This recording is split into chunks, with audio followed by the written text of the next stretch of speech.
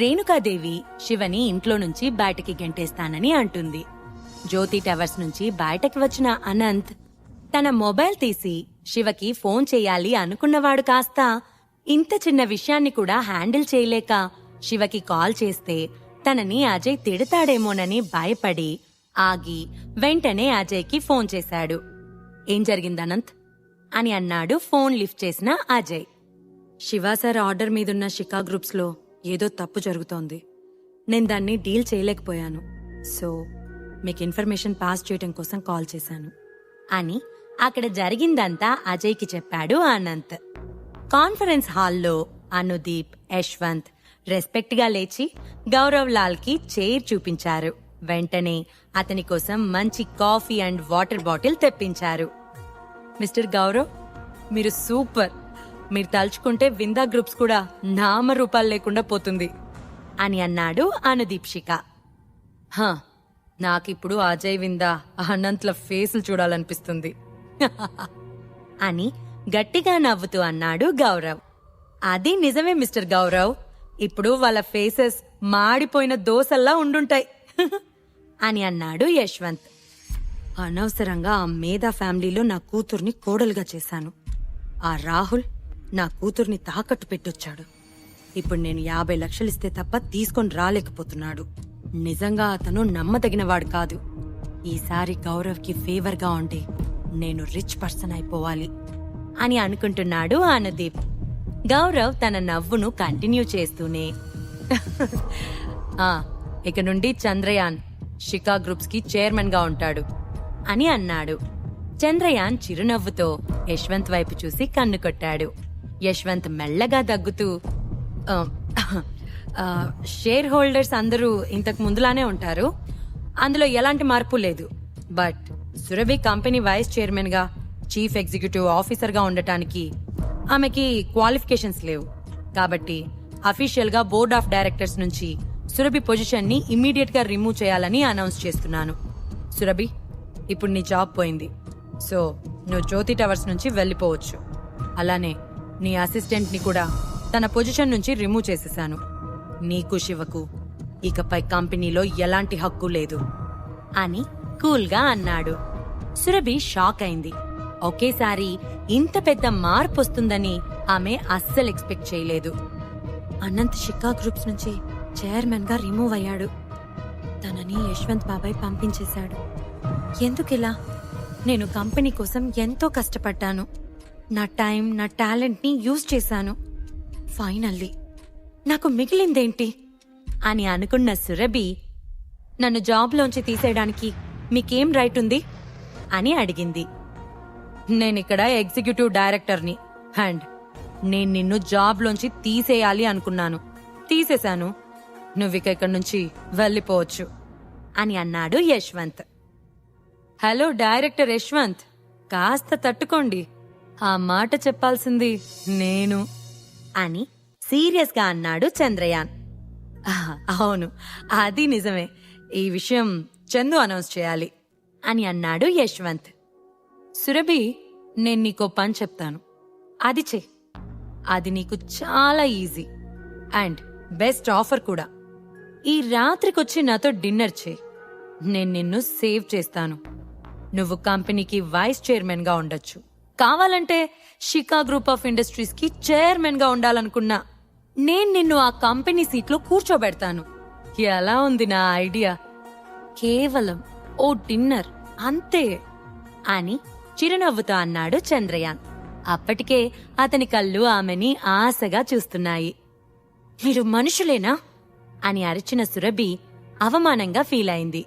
చంద్రయాన్ అంటే ఏమిటో ఆమెకి ఇంతకు ముందే తెలుసు. నువ్వు కలలు కంటున్నావేమో నేను నీతో డిన్నర్కొస్తానని. కానీ నేనీరోజు కంపెనీ నుంచి వెళ్ళిపోతే మీరంతా ఏదో ఒకరోజు వెళ్ళిపోతారు. నా దగ్గర వర్క్ ఉంది. ఇక్కడ కాకుంటే ఇంకెక్కడైనా జాబ్ చూసుకుంటాను అని సురభి వైస్ చైర్మన్ బ్యాడ్జ్ ని విసిరికొట్టి కాన్ఫరెన్స్ హాల్ నుంచి బయటకొచ్చింది. ఆమెకి చాలా ఇరిటేటింగ్ గా ఉంది.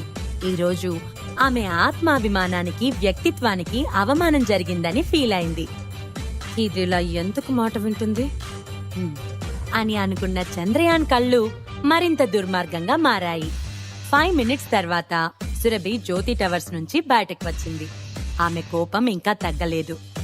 గౌతమ్ కార్ని రోడ్డు పక్కన ఆపి సురభి కోసం కార్ డోర్ ఓపెన్ చేశాడు.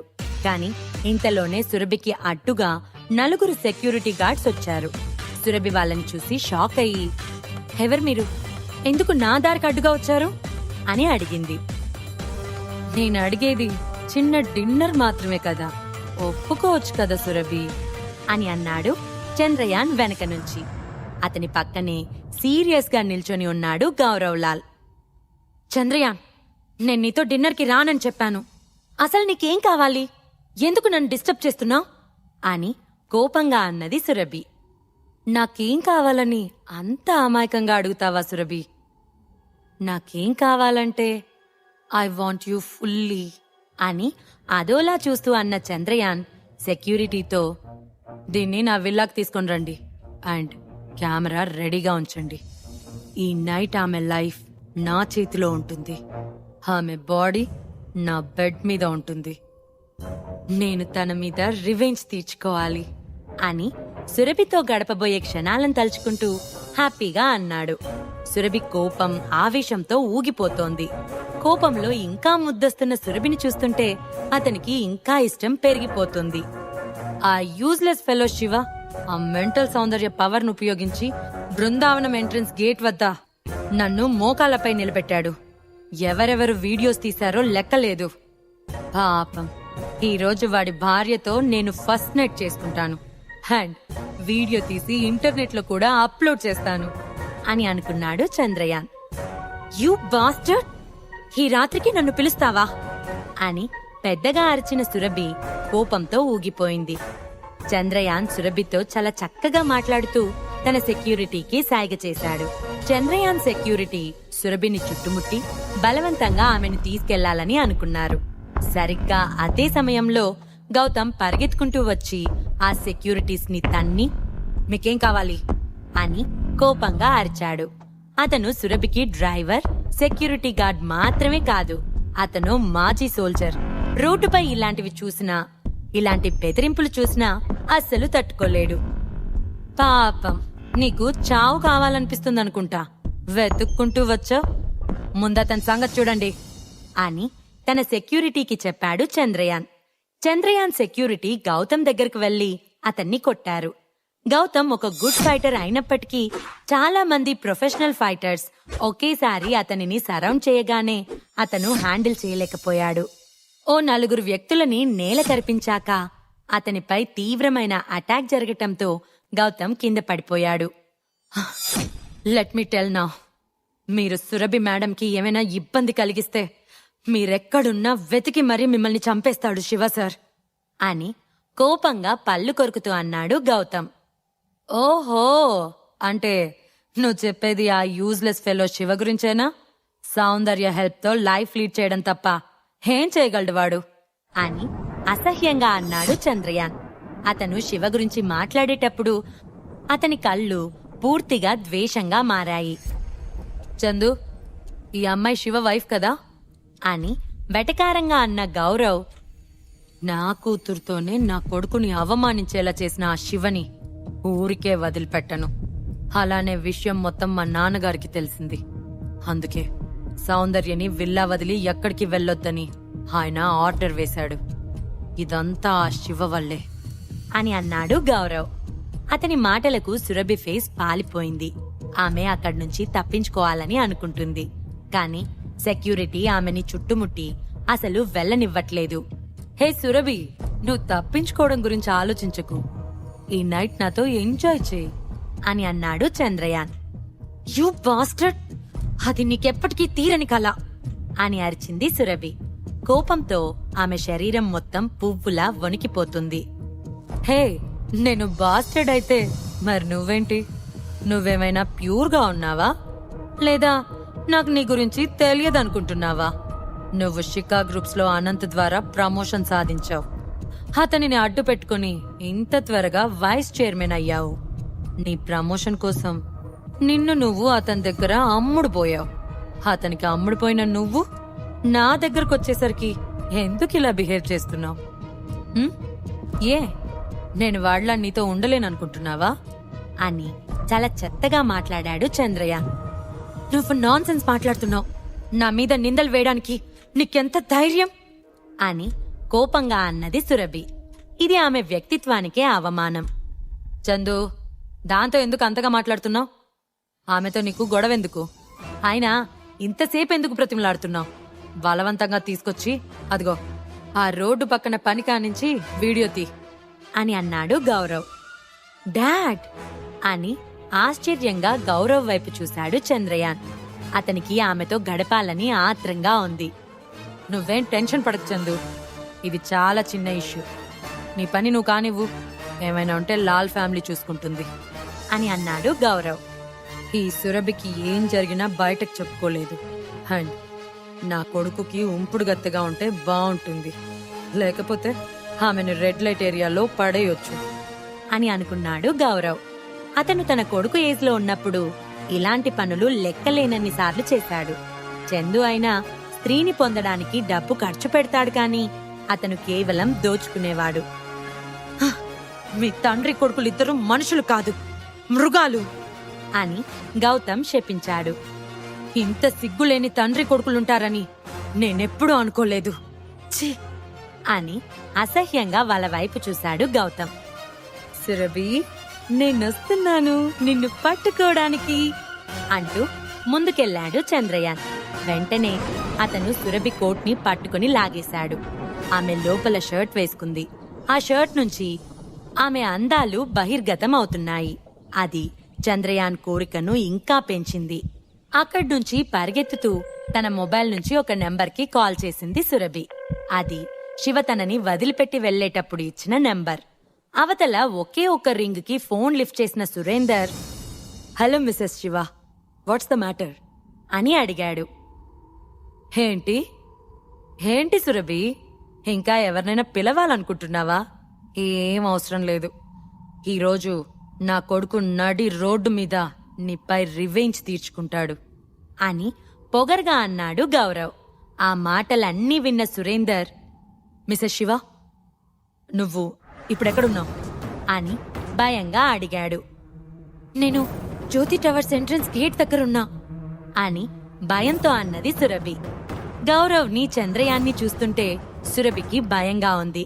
చంద్రయాన్ పరిగెత్తుకుంటూ వెళ్లి సురభిని పట్టుకుని ఆమె మొబైల్ని నేలకేసి కొట్టాడు. ఆమె మొబైల్ స్క్రీన్ పగిలిపోయింది. ఇక్కడి వరకు వచ్చాక కూడా నువ్వింకా తప్పించుకోవాలనుకుంటున్నావా? ఈరోజు నువ్వు నా చేతిలో నుంచి తప్పించుకోలేవు. ఈరోజు నీ లైఫ్ ని ఓ చెత్త కాగితంలా మార్చేస్తాను అని ఆమె షర్ట్ టై లాగేసి తన సెక్యూరిటీ వైపు చూస్తూ, ఏం చూస్తున్నారు? ఇక్కడేమైనా బొమ్మలాట్లా ఉందా? దాన్ని పట్టుకోండి. నా పనయ్యాక మిమ్మల్ని ఆమెతో ఆడుకోవడానికి వదులుతాను అని వెకిలిగా నవ్వుతూ అన్నాడు చంద్రయాన్. వెంటనే కొంతమంది సెక్యూరిటీ సురభిని పట్టుకోవడానికి ముందుకొచ్చారు. సరిగ్గా అదే సమయంలో రోడ్డుకి అవతల వైపు ఒక కారు దూసుకొచ్చింది. అందులో నుంచి 3 వ్యక్తులు దిగి స్పీడుగా సురభి వైపు వచ్చి సురభి ఎదురుగా ఉన్న వాళ్ళని పక్కకు నెట్టి సురభి చుట్టూ రక్షణగా నిల్చున్నారు. ఎవర్రా మీరంతా? ఎక్కడి నుంచొచ్చారు? మంచి మూడ్ని పాడు చేశారు అని కోపంగా అన్నాడు చంద్రయాన్. ఆకలి మీదున్న వ్యక్తికి ఎదురుగా బిర్యానీ ఉంటే ఆ బిర్యానీలో కాకి రెట్టె వేసినట్లు ఉంది ఇప్పుడు చంద్రయాన్ పరిస్థితి. ఈ తెలివి తక్కువ మందా ఎక్కడి నుంచొచ్చారు?